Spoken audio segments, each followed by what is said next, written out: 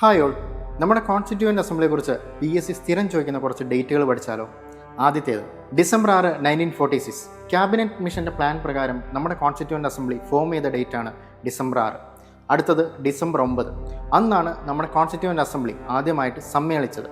ആ സമ്മേളിച്ചപ്പോൾ താൽക്കാലിക അധ്യക്ഷനായിട്ട് വന്ന വ്യക്തിയുടെ പേര് നിങ്ങൾക്ക് അറിയാമെങ്കിൽ താഴെ കമൻറ്റ് ചെയ്തോളൂ. ഇനി ഡിസംബർ 11, 1946.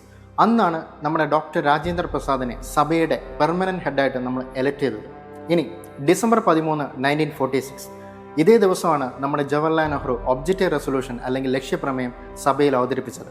ഇനി അടുത്ത വർഷം 1947.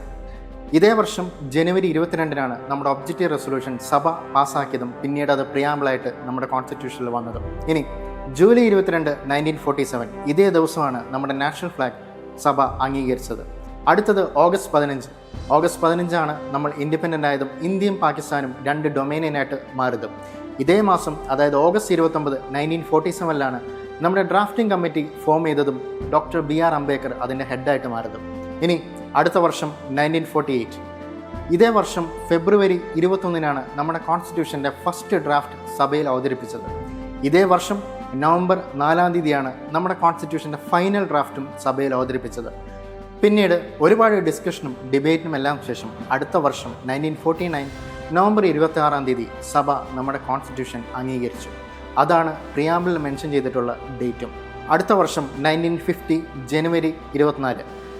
അന്നാണ് നമ്മുടെ സഭ നാഷണൽ സോങ്ങും നാഷണൽ ആന്തവും അംഗീകരിച്ചത്. അതേ ദിവസം തന്നെയാണ് ഡോക്ടർ രാജേന്ദ്ര പ്രസാദിനെ ഇന്ത്യയുടെ പ്രസിഡൻ്റായിട്ടും സഭ തിരഞ്ഞെടുത്തതും.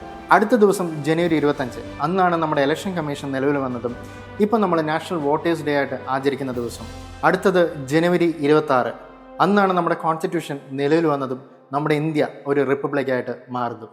ഇതുപോലുള്ള ഇൻഫോർമേറ്റീവ് കണ്ടൻസിനായി KS മെൻറ്റർ ഫോളോ ചെയ്യും.